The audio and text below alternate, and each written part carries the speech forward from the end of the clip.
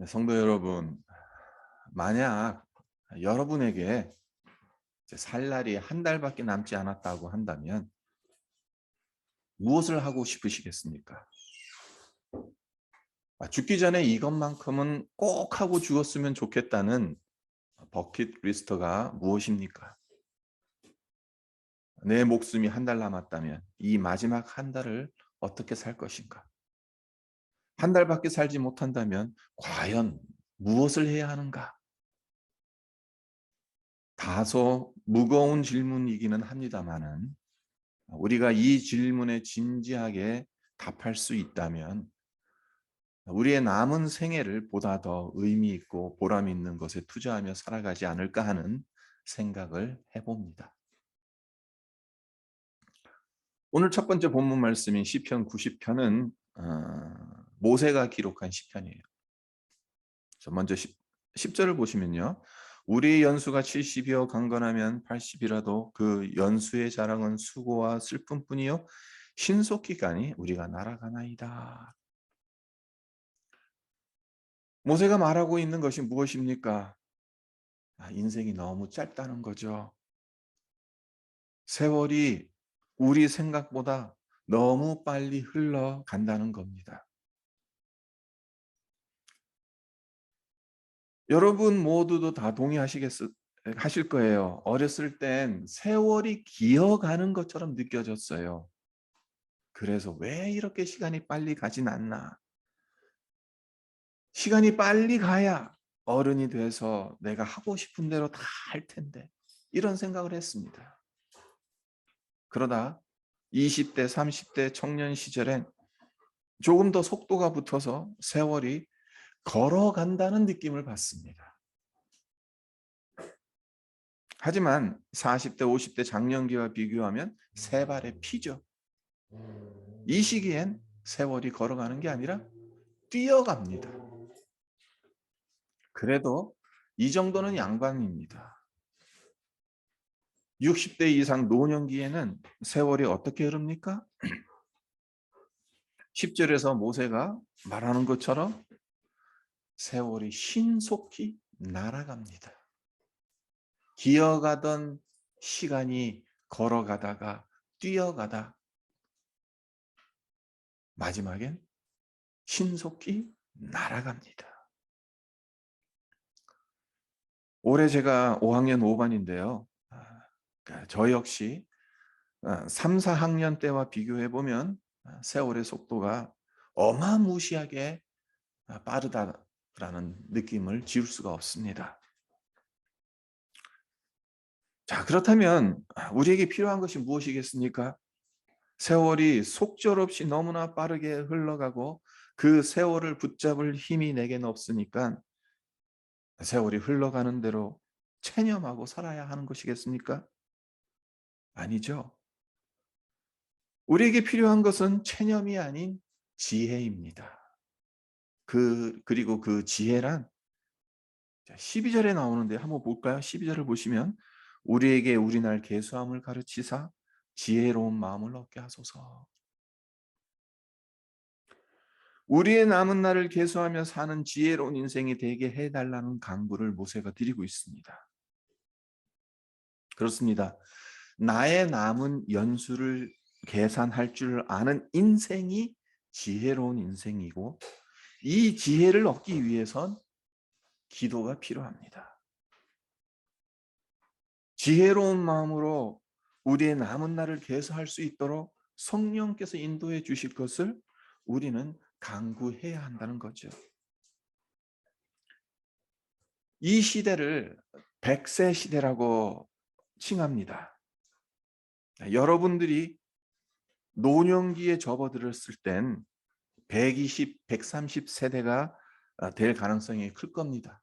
그리고 우리 자녀들이 노년이 되었을 땐 모르죠. 뭐 150세 시대가 될런지.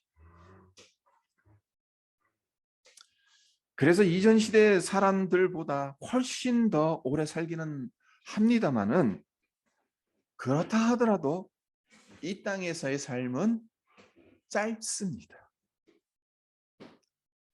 제가 이렇게 말씀드리는 것에 대해서 이의를 제기하시는 분이 계실는지도 모르겠습니다. 그리고 또한 목사님, 전 아직 한참 젊습니다.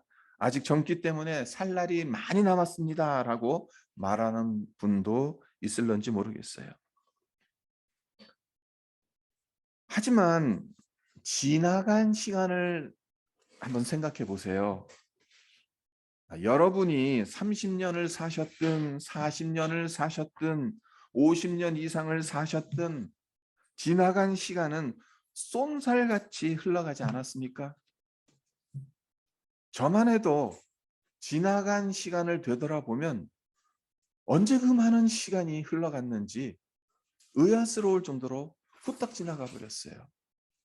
내가 벌써 55년을 살았어. 어떻게 그 시간이 그렇게 빨리 지나갈 수가 있지? 그런 생각을 지울 수가 없어요. 왜 이 말씀을 드리는 것이겠습니까? 100세를 산들, 120세를 산들, 150세를 산들.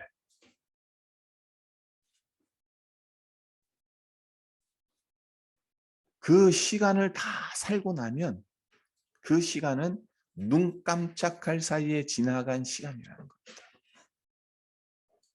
그렇기 때문에 이 땅에서 남들보다 더 오래 사는 것처럼 보이고 100년, 150년을 산다라고 한다 하더라도 우리의 삶은 짧은 겁니다. 그리고 이것도 한번 생각해 보세요. 젊다는 게 뭐죠? 아직 젊다는 것은 살 날이 많이 남았다는 것이 아니라 산 날이 짧은 것뿐이에요. 왜 그렇습니까? 내 인생이 얼마 남았는지, 마지막 날이 언제일는지 어느 누구도 모르기 때문에 그렇습니다. 이 세상에 온 순서는 있지만 이 세상을 떠나는 순서는 아무도 모릅니다. 긴 안목에서 보자면 우리 모두는 시한부 인생을 살고 있는 거예요. 말기암 환자에게만 시한부 인생이 아니에요. 우리 모두는 사실 시한부 인생이에요. 끝이 있는 인생이에요. 영원하지 않는 인생이에요. 이런 이유로 나에게 주어진 시간은 제한되어 있다. 내 인생은 시한부 인생이다. 이 점을 인지할 줄 아는 사람이 지혜로운 사람인 겁니다. 다시 한 번 더 묻겠습니다. 만약 여러분에게 살 날이 한 달밖에 남지 않았다고 한다면 무엇을 할 것이겠습니까? 여러분의 삶이 시한부 인생이라는 것을 인지하신다면 무엇에 최우선을 두면서 살아가겠습니까? 이 질문을 진지하게 자주 하다 보면 우리의 삶을 가치 있는 일에 투자하게 될 것입니다. 캐리 슝 목사님이 쓴 내 생의 마지막 한 달이라는 책이 있습니다. 이 책에 보면 예수님께서 이 땅에서 보내셨던 마지막 한 달을 집중적으로 조명합니다. 네, 예수님께서 십자가에 달리시기 한 달 전에 예수님에게 남은 시간이 이제 30일밖에 남지 않았다라는 것을 아셨을까요? 모르셨을까요? 아셨겠죠. 더 중요한 건 그 남은 시간을 아주 멋지게 사셨다는 겁니다. 예수님께서 33년 짧은 삶을 사셨지만 허투루 사신 적이 한 번도 없죠. 네. 마지막 한 달 그 시간도 정말 아주 멋지게 가장 보람차게 사셨다는 거예요. 어디에서 예수님의 이런 모습을 찾아볼 수 있겠습니까? 두 번째 오늘 본문 말씀 속에서 찾아볼 수가 있는 겁니다. 요한복음 13장 1절입니다. 유월절 전에 예수께서 자기가 세상을 떠나 아버지께로 돌아가실 때가 이른 줄 아시고 세상에 있는 자기 사람들을 사랑하시되 끝까지 사랑하시니라. 사도 요한은 예수님께서 유월절 전에 세상을 떠나 아버지께로 돌아가실 때가 이런 줄 아시고 자기 사람들을 사랑하실 때 끝까지 사랑하셨다는 증언을 하고 있습니다. 그러니까 사도 요한의 이 증언에 따르자면 예수님은 생애 마지막 한 달을 자기 사람들을 사랑하는데 집중하셨다라고 볼 수가 있는 거죠. 다른 할 일들도 상당히 많으셨겠지만 그 가운데서도 최우선 순위로 집중적으로 한 것이 자기 사람들을 사랑하신 것이에요. 예수님께서 이 시점에서 최우선적으로 자기 사람들을 사랑하셨다는 일에 집중하신 것, 이 점은 이 땅에서 영원하지 않은, 길지 않는 우리의 삶을 어떻게 살아야 할지 중요한 힌트를 제시해 준다라고 볼 수도 있습니다. 예수님께서 우리에게 보여주신 것은 사랑입니다. 죽음을 앞두고 자기의 사람을 끝까지 사랑하셨습니다. 그리고 이 땅의 모든 영혼을 사랑하셨기 때문에 십자가에 못 박혀 죽으시기까지 하셨습니다. 우리의 남은 날을 계수하는 지혜란 결국 예수님의 이런 사랑을 본받으며 실천하는 것은 아닌가요? 우리 역시 살 날이 한 달뿐이라면 다른 것 다 접어두고 내가 사랑하고 나를 사랑하는 사람들과 그 시간을 보내면서 항상 하고 싶었지만 못했던 말들을 하지 않겠습니까? 여보 사랑해, 고마워, 미안해, 아들아, 딸아, 사랑한다. 그렇습니다. 죽을 날이 얼마 남지 않았는데 너무 많이 사랑했다고 후회할 사람이 어디 있겠습니까? 죽을 날이 며칠 남지 않았는데 괜히 용서했다. 이렇게 자책할 사람이 어디 있겠습니까? 도리어 더 많이 사랑하지 못하고 용서하지 못한 것을 후회하지 않겠습니까? 네, 참 사람은 미련한 것 같아요. 저만 해도요. 제가 심장 수술을 받으러 갔을 때, 그러니까 어쩌면 내게 남은 시간이 참 얼마 남지 않을 수도 있겠구나라는 그런 생각을 하게 되니까 제 아내나 제 자식들이 다르게 보여요. 그런데 수술 받고 돌아와서 이제 건강해지고 그러니까 또 다시 옛날로 돌아가는 거예요. 참 사람이 참 그런 거 보면 왜 이렇게 어리석을까? 근데 이게 우리 모두가 시한부 인생을 살아간다고 한다면 그것을 정말 우리가 진지하게 인지하고 있다면 우리의 삶의 태도가 달라지지 않을까? 자, 그렇다면 우리의 남은 날을 사랑하며 살아가기 위해서 실제적으로 필요한 것은 무엇이겠습니까? 필요한 것이 수십 수백 개도 넘겠지만 오늘은 세 가지만 살펴보도록 하겠습니다. 첫째, 나의 결점을 인정하는 겁니다. 마태복음 7장 3절에서 예수님께서 이런 말씀하십니다. 어찌하여 형제의 눈 속에 있는 티는 보고 내 눈 속에 있는 들보는 깨닫지 못하느냐. 내가 하면 로맨스고 남이 하면 불륜이라는 생각. 우리 인간의 마음에 깊이 내재되어 있는 본성이죠. 근데 이 점을 인정하느냐 그렇지 못하느냐는 엄청난 차이점입니다. 나에게 결점이 있다는 것을 인정하는 사람은 그렇지 못한 사람보다 남을 사랑할 준비가 되어 있는 거예요.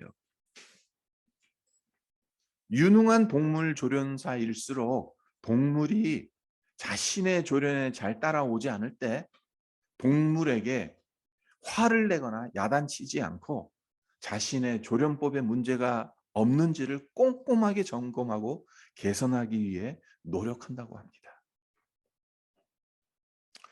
사람을 대하는 것 역시 마찬가지지 않겠습니까? 잘못을 남에게서 찾는 것이 아니라 나에게서 찾을 때, 남의 눈에 있는 티가 아닌 내 눈의 들보를 볼 때, 우리는 사랑의 출발점에 서 있을 수 있게 되는 것 아니겠습니까? 우리 가장 먼저 필요한 것이 내 눈 안에 있는 들보를 보는 거예요. 나의 결점을 보는 거예요. 인정하는 거예요. 나는 이런 사람이다. 나에겐 이런 결점들이 있다. 그것을 보느냐 보지 못하느냐, 너무나도 큰 차이점을 불러일으켜 준다는 것입니다.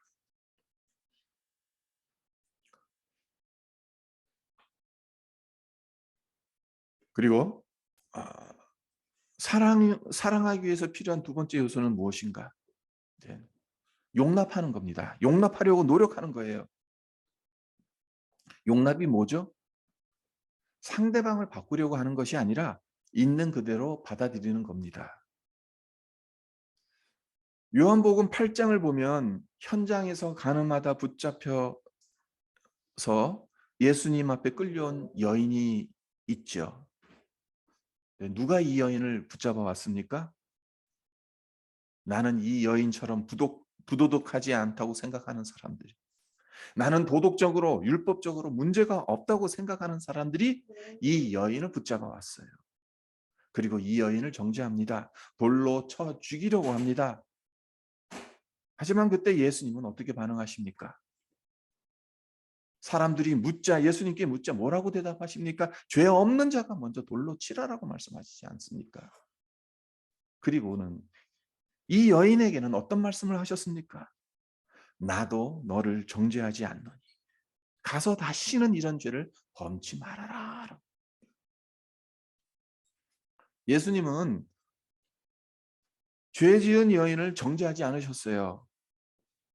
이 여인이 다시는 이런 죄를 범치 않을 것을 믿고 허물을 덮어주신 겁니다. 이 여인이 나중에 그런 죄를 다시 저지르지 않는다는 것을 확인한 뒤에 용납하신 것이 아니라 그녀를 믿고 용납해 주셨던 겁니다.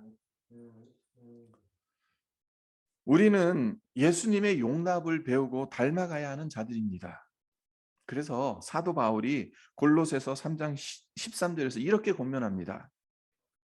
누가 누구에게 불만이 있거든 서로 용납하여 피차 용서하되 주께서 너희를 용서하신 것 같이 너희도 그리하고. 성도 여러분, 누군가에게 불만이 있습니까? 남편에게 불만이 있습니까? 아내에게 불만이 있습니까? 부모에게 불만이 있습니까? 자식에게 불만이 있습니까? 사도 바울이 권면하는 게 뭡니까? 용납하라는 겁니다. 용서하라는 겁니다. 이것이 하나님의 말씀이라는 거죠. 솔직히 내가 내 자신을 변화시키지도 못하는데 어떻게 다른 사람을 변화시킬 수 있겠습니까? 어불성설이죠. 잔소리하면 남편이, 아내가, 자식이 변한가요? 아니죠. 오히려 관계만 더 틀어집니다. 상대방을 변화시키려고 애를 쓰기보다는 이해하고자 노력하는 것이 사실 우리가 해야 할 일입니다. 남편분들, 여러분의 아내를 있는 모습 그대로 이해하고자 노력해 보십시오. 아내분들, 여러분의 남편을 생긴 모양 그대로 이해하려고 노력해 보세요. 부모된 분들, 여러분의 자녀를 변화시키려고 노력하지 말고 이해하려고 노력해 보세요. 그리고 여기 자녀된 자들, 엄마 아빠가 잔소리한다고 듣기 싫다. 네, 잔소리하는 것 그 자체로 그냥 받아들이세요. 용납하세요.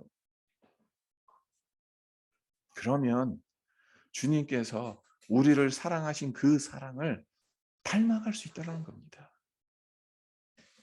있는 모습 그대로를 용납할 때.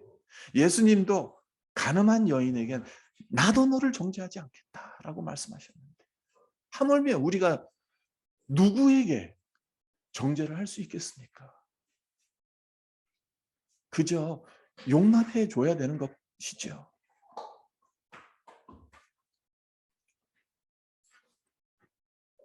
우리의 남은 생애를 사랑하기 위해서 살아가는데 필요한 세 번째 요소. 그것은 무엇인가요?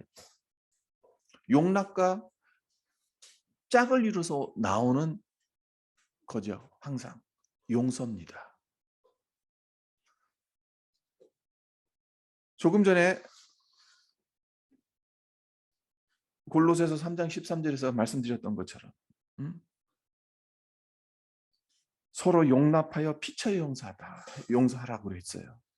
그리고 에베소서 4장 32절에도 비슷한 말씀이 나와요.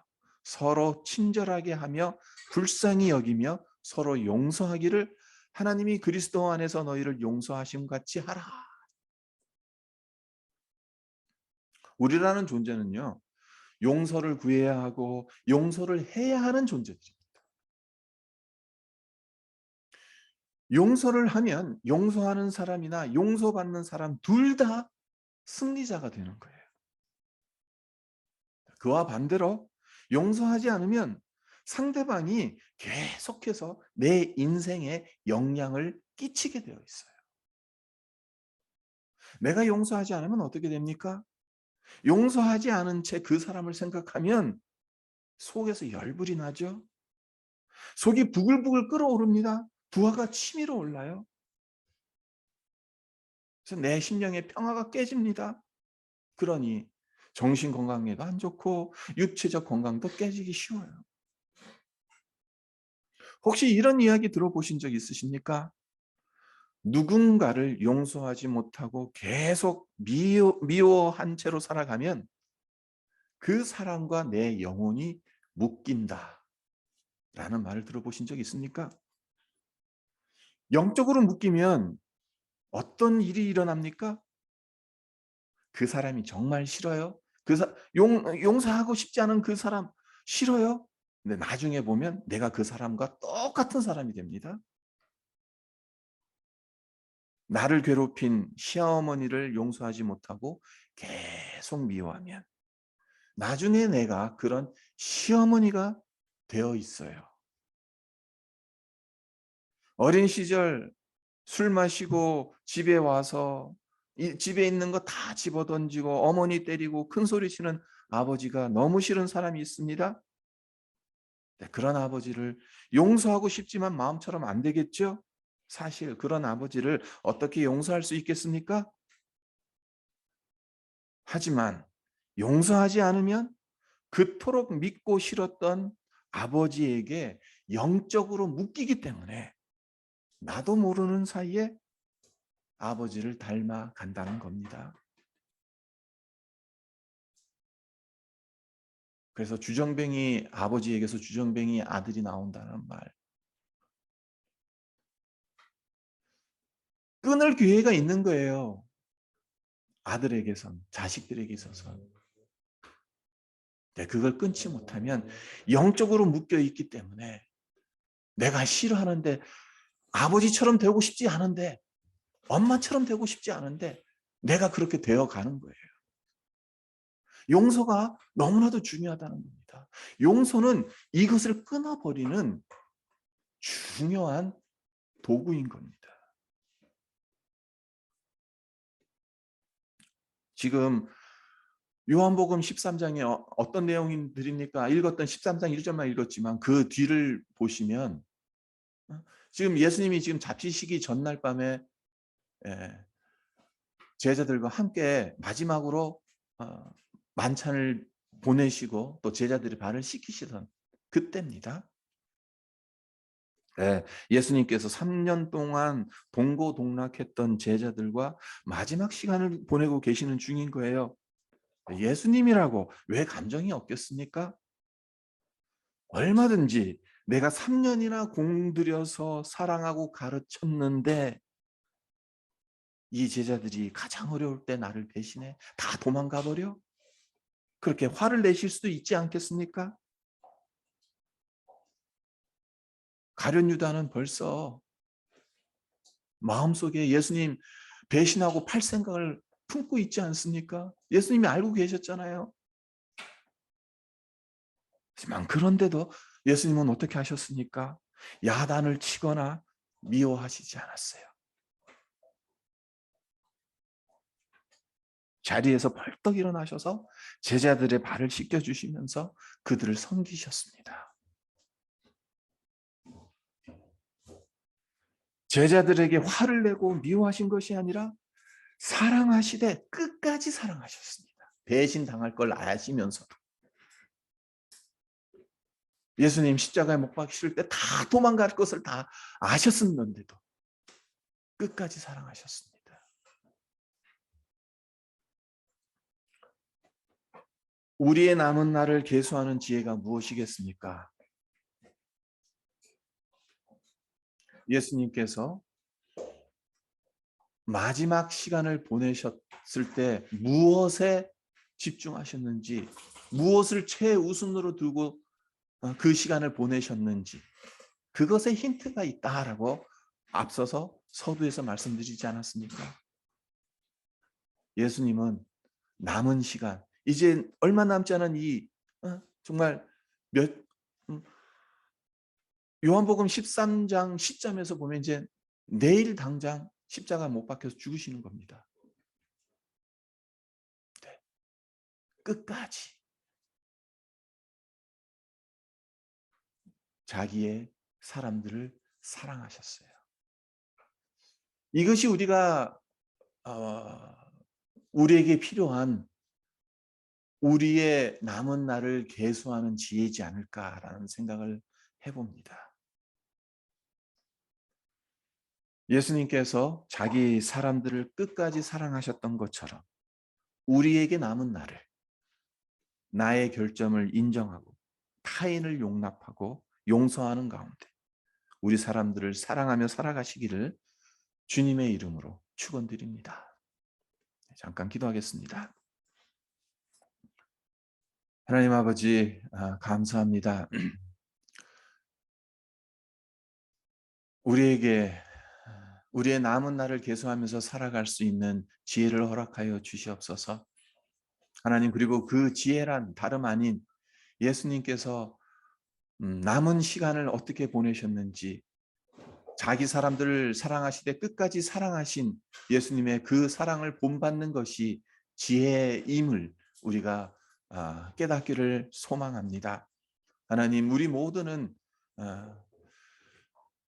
100년을 살든 그 이상을 살든 그 시간을 다 지나고 나면 왜 이렇게 쏜살같이 지나간 시간이었나라고 한탄할 수밖에 없는 짧은 인생입니다. 시한부 인생입니다. 언젠가는 끝이 있는 인생입니다.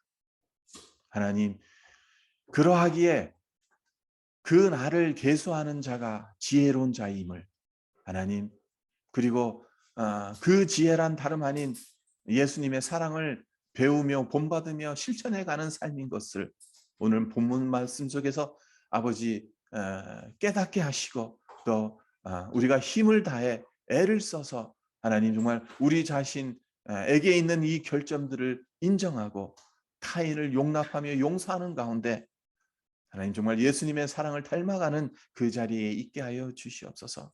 그래서 정말 지혜로운 자로 우리의 남은 날을 계수하며 하나님께 영광 올려드리는 그러한 삶을 살아내게 하여 주시옵소서. 감사드리며 예수님의 이름으로 기도합니다.